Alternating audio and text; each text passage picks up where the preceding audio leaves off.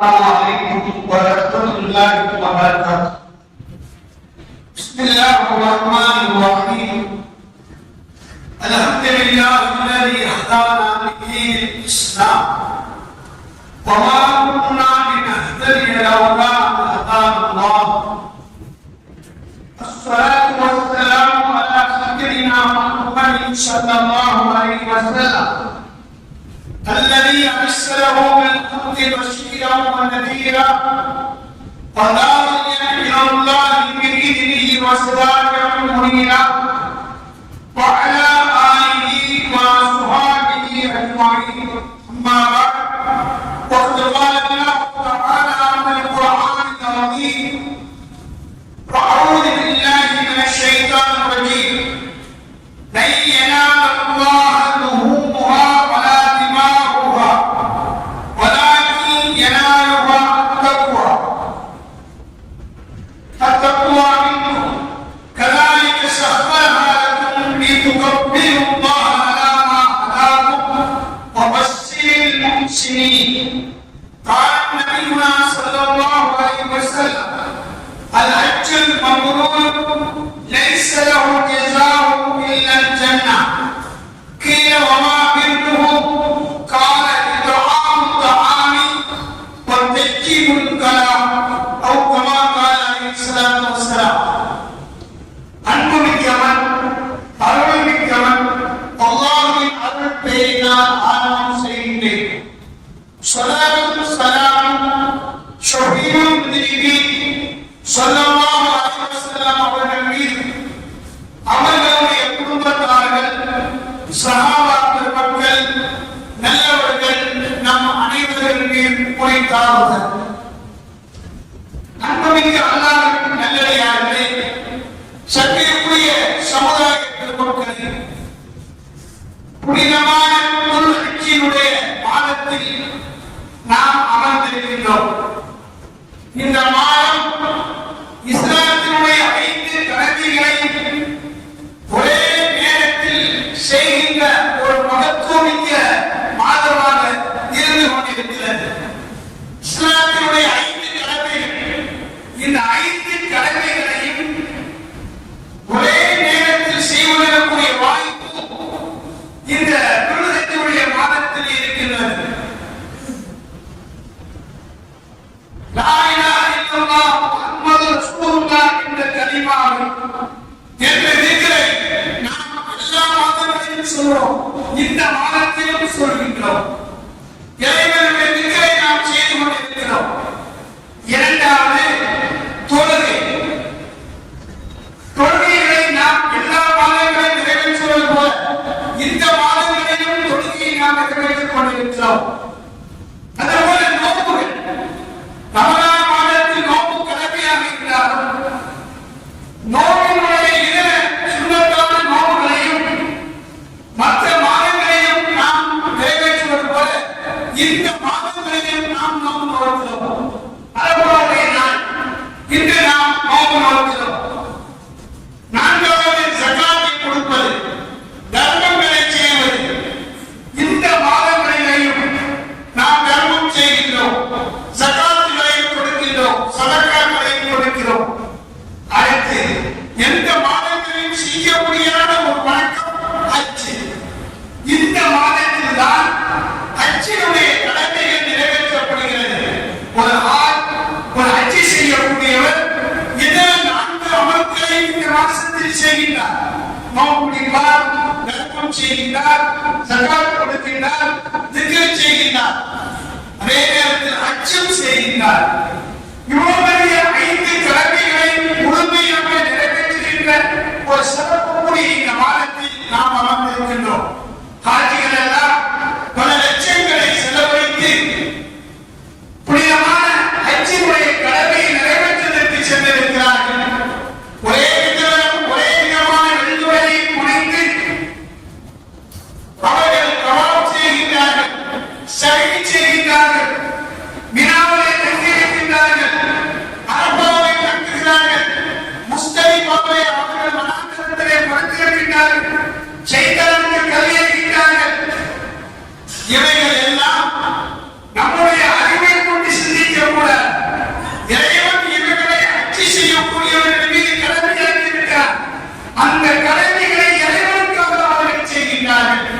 இங்கே இறை அச்சம், இறை காதலும் தான் நம்மை அந்த கடமையை செய்வதை பக்கம் கொண்டு சென்று கொண்டிருக்கிறது. இந்த ஆகியில் செய்த அத்தனை காரியங்களும் இறைவன் மீது வைத்திருக்கிற அன்பின் வெளிப்பாடாக, இறை காதலின் வெளிப்பாடாக அவர்கள் செய்து கொண்டிருக்கிறார்கள். நாம் இங்கே இருந்து நாம் இந்த புனிதமான அச்சுடைய பெருநாளை நாம் கொண்டாடுகிறோம். இறைவன் நமக்கு கடமையாக்கிய குர்பானிகளை நாம் கொடுக்கின்றோம். இவைகளும் கூட இறை அச்சத்திற்காக, இறை கட்டளைக்காக, இதை செய்வதன் மூலம் இறை அன்பை பெறுவதற்காக நாம் செய்து கொண்டிருக்கின்றோம். அல்லாஹ் தஆலா திருமறையை சொல்லி காட்டுவார். நையனால் அல்லாஹ் லுஹூமுஹா வலா திமாஉஹா. நீங்கள் இந்த புனிதமான அச்சுடைய பெருநாளில் குர்பானி கொடுக்கின்றீர்கள். ஆடு மாடு ஒட்டகைகளை நீங்கள் குர்பானி கொடுக்கின்றீர்கள் அல்லவா? இந்த குர்பானியுடைய இறைச்சியோ இரத்தமோ அல்லாஹ்வை அடையாது. வலாக்கின் மாறாக என்னாலும் தக்குவாவிற்கும் உங்களுடைய இறைச்சம் நீங்கள் இறை கட்டளையை செயலாற்றுவதற்காக ஆடு மாடுகளை எல்லாம் விலை கொடுத்து வாங்கி அந்த குர்பானை கொடுக்கின்றீர்கள். உங்கள் இதயத்தில் இருக்கிற இறை அச்சம் அல்லாஹ்வை அடைகின்றது. நீங்கள் செய்கிற நல்ல செயல்கள் அனைத்துமே அல்லாஹ்வுக்காக செய்கின்றீர்கள் என்ற தக்குவாதான் அல்லாஹ்விடத்திலே சென்று அடைகின்றது. அதற்குரிய நன்மைகளை தான் அல்லாஹ் கொடுக்கின்றார். கலாலிக்கு சஹரஹலக்கும் அல்லாஹ் தஆலா இந்த பிராணிகளை எல்லாம் உங்களுக்கு வசப்படுத்தி தந்திருக்கிறார். நீ துக்கப்பிருல்லாஹ் அலா மா ஹதாக்கும். அல்லாஹ் உங்களுக்கு நேர்வழி காட்டுவதற்காக, இஸ்லாத்தின் கடமைகளை நீங்கள் செவ்வனை செய்வதற்காக நீங்கள் அல்லாஹ்வை பெருமைப்படுத்த வேண்டும், அல்லாஹ்வை தக்பீர் சொல்ல வேண்டும். வபஷ்ஷிரில் முஹ்ஸினீன். நபியே நாயகமே, இது போன்ற நல்ல அமல்களை செய்கின்றார்களே, இறைவனுடைய கட்டளையை அவர்கள் செய்து கொண்டிருக்கின்ற நல்ல செயல் செய்கின்ற இந்த நல்ல மக்களுக்கு நீங்கள் சுப செய்தி சொல்லுங்கள். அவர்களுக்கு சோதனை உண்டு, அல்லாஹ்விடத்தில் நற்கூலி உண்டு என்று நற்செய்தி சொல்லுங்கள் என்று இறைவன் சொல்லி காட்டுகின்றார். நபிகள் நாயகம் ஸல்லல்லாஹு அலைஹி வஸல்லம் அவர்கள் தன் வாழ்க்கையின் இறுதி ஹஜ்ஜிலே அரஃபாவுடைய மைதானத்தில் நின்று கொண்டு லட்சக்கணக்கான சஹாபா பெருமக்களுக்கு இறுதி உரை நிகழ்த்துகின்றார்கள். தான் இந்த உலகத்திற்கு வந்ததின் நோக்கம், நபித்துவத்தின் நோக்கம், இஸ்லாம் பரிபூர்ணம் அடைகின்ற அந்த மார்க்கத்தினுடைய கருத்துக்களை எல்லாம் சுருக்கமாக அவர்கள் மக்களுக்கு மத்தியிலே உணர்த்துகின்றார்கள். அப்படி உணர்த்துள்ள ஒரு விஷயத்தை அவர்கள் சொல்கின்றார்கள். தன்னுடைய தோழர்களை பார்த்து அவர்கள் கேட்கிறார்கள், நான் அடுத்த ஆண்டு இருப்பேன் என்று என்னால் சொல்ல முடியாது. என் அருமை சஹாபா பெருமக்களை, நான் சொல்வதை நன்றாக கேட்டுக் கொள்ளுங்கள் என்று கேட்டுவிட்டு நபி அவர்கள், யா அய்யுஹன் நாஸ், ஓ மக்களே, அஜ்ஜி யௌமின் ஹாதா, இது எந்த நாள்? நபி அவர்கள் அரபாவுடைய நாளில் நிற்கிறார்கள். அது யௌம அக்மல்து லக்கும் தீனக்கும் என்ற அரபாவுடைய நிற்கின்ற நிலையில் நான் உங்களுடைய மார்க்கத்தை உங்களுக்கு பூர்த்தியாக்கி விட்டேன். என் நியமத்துக்களை எல்லாம் உங்களுக்கு நான் அருள் செய்து விட்டேன். இந்த இஸ்லாமிய மார்க்கத்தை நான் பொருந்திக் கொண்டேன் என்று இறைவனின் இறுதி வசனம் அந்த அரபாவில் தான் இறங்கியது. அந்த அரபாவில் நின்று கொண்டு நபி அவர்கள் தங்களது தோழர்களை பார்த்து கேட்கிறார்கள், அஜ்ஜி யௌமின் ஹாதா, இது எந்த நாள்? காலும் சஹாபா பெருமக்கள் சொன்னார்கள், யௌமுன் ஹராமுன், இது கண்ணியமான நாள். அரபாவுடைய நாள் கண்ணியமான நாள். மேலும் நபி அவர்கள் கேட்கிறார்கள், அஜ்ஜி வலதின் ஹாதா, இது எந்த ஊர்? சஹாபா பெருமக்கள் சொன்னார்கள், வலதுன் ஹராமுன், இதுவும் கண்ணியமான ஊர். மேலும் நபி அவர்கள் கேட்கிறார்கள், அஜ்ஜி ஷஹ்ருன் ஹாதா, அஜ்ஜு ஷஹ்ரின் ஹாதா, இது எந்த மாதம்? சஹாபா பெருமக்கள் சொன்னார்கள், ஷஹ்ருன் ஹராம், இது கண்ணியமான மாதம்.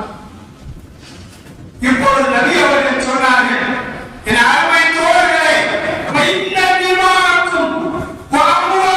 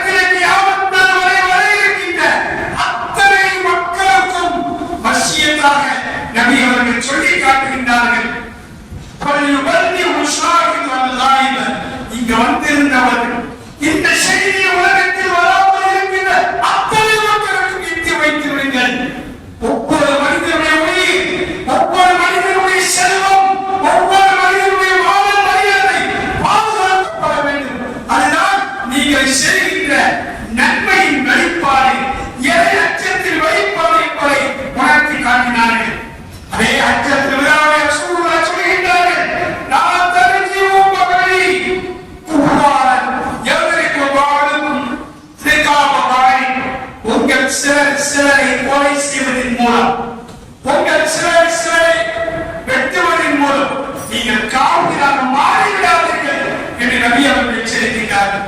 சமுதாய பொதுமக்கள் முஸ்லிம்கள் என்றால் யார்? ஒவ்வொரு முஸ்லிம் இன்னொரு முஸ்லிமுடைய உயிருக்கு பாதுகாப்பு கொடுக்க வேண்டும். இவருடைய செயலால் அவன் இறந்துவிடக் கூடாது, அவன் உயிரை மாய்த்து விடக் கூடாது.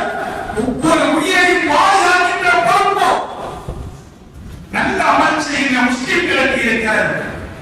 ஒவ்வொரு மனிதனும் உழைத்து சேகரித்த சம்பாத்தியத்தை வீணடித்து விடக் கூடாது, அதை அபகரிக்க கூடாது, அதை திருடக்கூடாது. ஒரு மனிதனுடைய சொத்துக்கள் அது கண்ணியமானது, அதை அபகரித்து நினைப்பதும் ஏமாற்ற நினைப்பதும் கூடாது. ஒவ்வொரு மனிதனுடைய மானம் மரியாதைகள் பாதுகாக்கப்பட வேண்டும். வார்த்தைகளால் நீங்கள் அவரை காயப்படுத்தி விடக் கூடாது. நபிகள் நாயகம் ஸல்லல்லாஹு அலைஹி வஸல்லம் சொன்னார்கள், அல் ஹஜ்ஜுல் மப்ரூர், நன்மையான ஹஜ், அங்கீகரிக்கப்பட்ட ஹஜ், லைஸ லஹு ஜஸாஉ இல்லல் ஜன்னah, அதற்கு கூலி வந்து சொர்க்கம் தான். என்று நபி அவர்கள் சொன்ன பொழுது சஹாபாக்கள் கேட்கிறார்கள், அவருடைய நன்மை என்ன?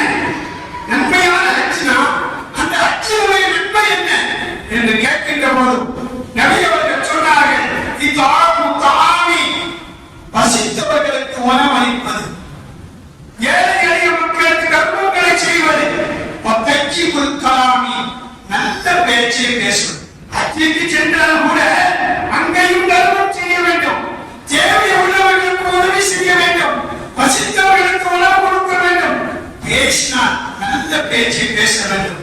இப்படி ஹஜ் செய்தவர்களுக்கு தான் சொர்க்கம் கூலியாக இருக்கிறது. நம்முடைய அமல்கள் அனைத்துமே அதுதான். நாம் செய்கிறோம், இறைவன் கட்டளை பிறப்பித்திருக்கிறார். நம்முடைய அமல்கள் எல்லாம் அதற்குரிய கூலியான சொர்க்கம் கிடைக்க வேண்டும் என்று சொன்னால் நம்முடைய செயல்பாடுகள் எப்படி இருக்க வேண்டும் தெரியுமா? நல்ல வார்த்தையாக இருக்க வேண்டும், பிறருக்கு உதவி செய்ய வேண்டும். அன்புமிக்க சமுதாய பெருமக்களே, ஹஜ்ரத் அப்துல்லாஹ் இப்னு முபாரக் ரஹிமஹுல்லாஹ் மிகச் சிறந்த ஒரு முஹத்திஸ், ஒரு சிறந்த இளவயசு செல்வரும் கூட. அவர்கள் அந்த ஆண்டு ஹஜ்ஜுக்கு சென்றிருக்கிறார்கள். ஹஜ்ஜை நிறைவேற்றுவதற்காக வேண்டி ஹஜ்ஜுக்கு சென்றிருக்கிறார்கள். ஒரு நாள் இரவு, ஹஜ்ஜுடைய காலத்திலே ஒரு நாள் இரவு அவர்கள் தூங்கிக் கொண்டிருக்கிறார்கள். தூக்கத்தை அவர்களுக்கு ஒரு கனவு காண்பிக்கப்படுகிறது.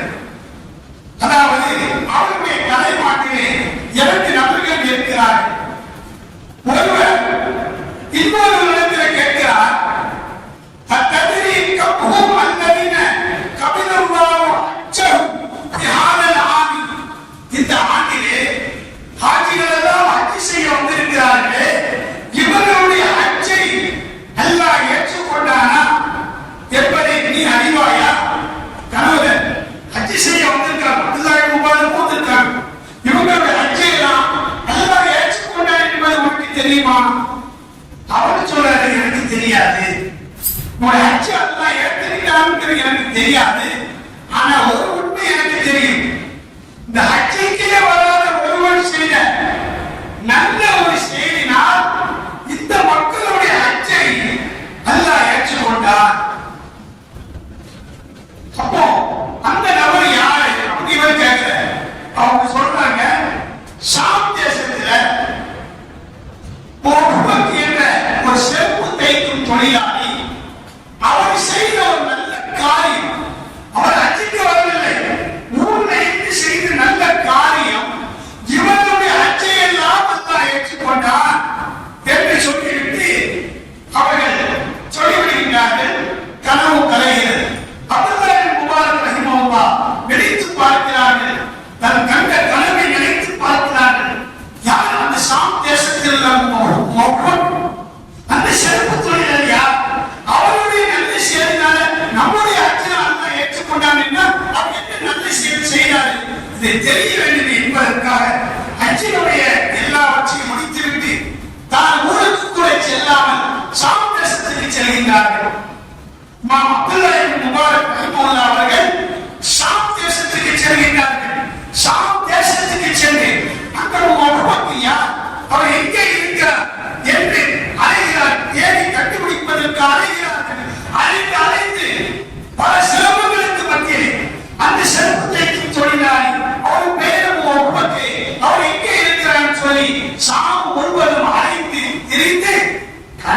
முயற்சியிலே அவரை கண்டுபிடித்து விடுகின்றார்கள். அவரை கண்டுபிடித்து முடித்தவுடன் நேரே அவரிடத்திலே சென்று கேட்கிறார்கள், அவர்களே, நீங்கள் இந்த ஆண்டு ஹஜ் செஞ்சீங்களா? இங்க ஹஜ் செய்யலைய, நீங்க என்ன நல்ல அமல் செஞ்சீங்க? நீங்க ஹஜ்ஜுக்கு வரல, நீங்க என்ன நல்ல அமல் செஞ்சீங்க? அந்த அமலினால் எங்களுடைய ஹஜ்ஜை ஏற்றுக்கொள்ளப்பட்டது. அதை நீங்க சொல்லுங்க. என்னுடைய நல்ல அமலுக்கு விஷயத்தை நான் வெளிப்படுத்த விரும்பவில்லை. இமாம் அப்துல்லா இப்னு முபாரக் திருப்பி வற்புறுத்தி கேட்டார். பின்புதான் அவர் ஒரு நிகழ்வை சொல்கிறார். நான் ஒரு செருப்பு தைக்கும் தொழிலாளி, நானும் ஹஜ்ஜுக்கு செல்ல வேண்டும் என்பதற்காக நான் செருப்பு தைத்து பணங்களை சேகரித்தேன். இப்படியே சேகரித்து ஹஜ்ஜுக்கு செல்ல வேண்டிய அளவுக்கு பணம் சேர்ந்து விட்டது. நான் இந்த ஆண்டு ஹஜ்ஜுக்கு செல்ல வேண்டும் என்பதற்காக தயாராகிவிட்டேன். அதற்குரிய பணமும் உடல் ஆரோக்கியம் என்னிடத்தில் இருந்தது. நான் ஹஜ்ஜுக்கு செல்வதற்கு தயாராக இருந்தேன். இந்த நேரத்தில் நான் என் வீட்டுக்கு வந்திருந்த போது என் மனைவி கர்ப்பஸ்திரியாக இருந்தார், கர்ப்பிணியாக இருந்தார். அந்த மனைவி சொன்னார், என்னுடைய கணவர் அவர்களே, பக்கத்தின் வீட்டில் இருந்து ஒரு வாசனை வருகிறது. என்ன வாசனை தெரியுமா? இறைச்சி சமைத்த அந்த வாசனை வருகிறது. என்னுடைய கர்ப்பிணியான மனைவி சொன்னார், எனக்கு ஒரு ஆசையா இருக்கு, நீங்க பக்கத்து வீடு தானே, எனக்காக கொஞ்சம் கேட்டு வாங்கிட்டு வாங்க. என் மனைவியின் ஆசையை நிறைவேற்றுவதற்காக நான் என் அருகில் உள்ள வீட்டின் கதவை தட்டினேன். அப்பொழுது ஒரு பெண்மணி வந்தார், தன்னை முழுமையாக மறைத்துக் கொண்டு. அங்கே சில சின்ன குழந்தைகள் இருக்கிறார்கள். அவர்களுக்கு முன்னால் இறைச்சி பொறித்து வைக்கப்பட்ட இறைச்சி இருக்கிறது, சாப்பிடுவதற்காக இருக்கிறார்கள்.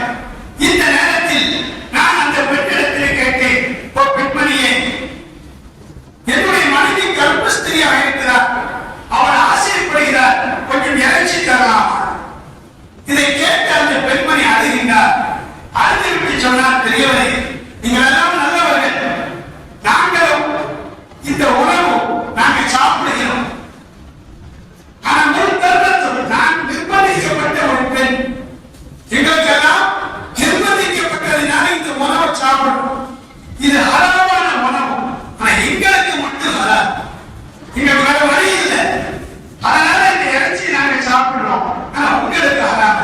இன்னமா சொல்றீங்க, என்ன விஷயம்? உங்களுக்கு ஹராது, எங்களுக்கு ஹராமோ உனக்கு ஹரான்னு சொல்றீங்க, என்னமா எனக்கு விளக்கலையே. அப்பொழுது உன்னுடைய கதையை சொல்லுமான்னு கேட்குமா அந்த பெண்மணி சொன்னார், என் கணவர் இறந்து விட்டார், பல நாட்கள் ஆகிவிட்டது, எனக்கு சின்ன சின்ன குழந்தைகள், நாங்கள் வீட்டிலே இருக்கிறோம், எங்களால் உழைத்து சம்பாத்தியம் செய்து தருவதற்கு யாருமே இல்லை. சில நாட்கள் எதுவும் எங்களுக்கு கிடைக்கவில்லை, கடுமையான பசியோடு இருக்கிறோம், எங்களால் வெளியே செல்ல முடியவில்லை. நான் ஒரு பெண்மணி, கடுமையான பசி நான் தாங்கிக் கொண்டேன், என் பிள்ளைகளால் தாங்க முடியவில்லை. அவர்களால் பசியால் துடிக்க ஆரம்பித்தார்கள். ஒரு கட்டத்திலே பசியினால் நான் பெற்ற பிள்ளைகள் இறந்து விடுவார்களோ என்ற ஒரு எண்ணம் எனக்கு ஏற்பட்டவரை என்னால் வீட்டில் இருக்க முடியவில்லை. நான் வீட்டுக்கு வெளியே வந்து விட்டேன். வெளியே வந்து எதுவும் கிடைக்காத என எதிர்பார்த்துக் கொண்டிருக்கின்ற போது ஒரு இடத்திலே ஒருவர் செத்த ஆணை எரிந்துவிட்டு சென்று விட்டார். இதை நான் பார்த்தவுடனே அந்த செத்த ஆட்டை எடுத்துக்கொண்டு வீட்டுக்கு வந்து அதை நான் சுத்தம் செய்து அந்த இறைச்சியை சமைத்து என் பிள்ளைகளுக்கு கொடுக்கிறேன். எங்கள் உயிர் போய்விடும் பசியினால் என்பதனால் செத்து போன ஆணை சாப்பிட்டு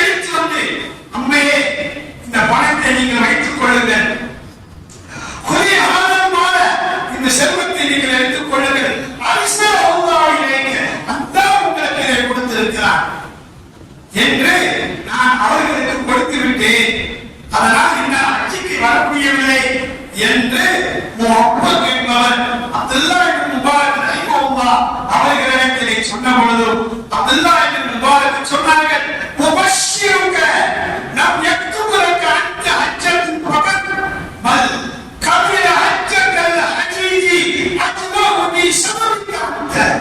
நீ ஹஜ்ஜுக்கு செல்லல, ஆனா லட்சோப லட்சம் மக்கள் ஹஜ்ஜு செய்கிறார்களே, அவர்களுடைய ஹஜ்ஜை அல்லாஹ் உங்களுடைய நல்ல அமலை மூலமாக ஏற்றுக்கொண்டார். அவருடைய ஹஜ்ஜை அல்லாஹ் ஏற்றுக்கொள்ள நீங்க செய்கிறீங்க தெரியுமா? இந்த அமலை கொண்டுதான் அவருடைய ஹஜ்ஜை அல்லாஹ் ஏற்றுக்கொண்டார். நீங்க நற்செய்தி வச்சுக் கொள்ளுங்கள், ஹஜ்ஜுடைய நன்மை உங்களுக்கு உண்டு.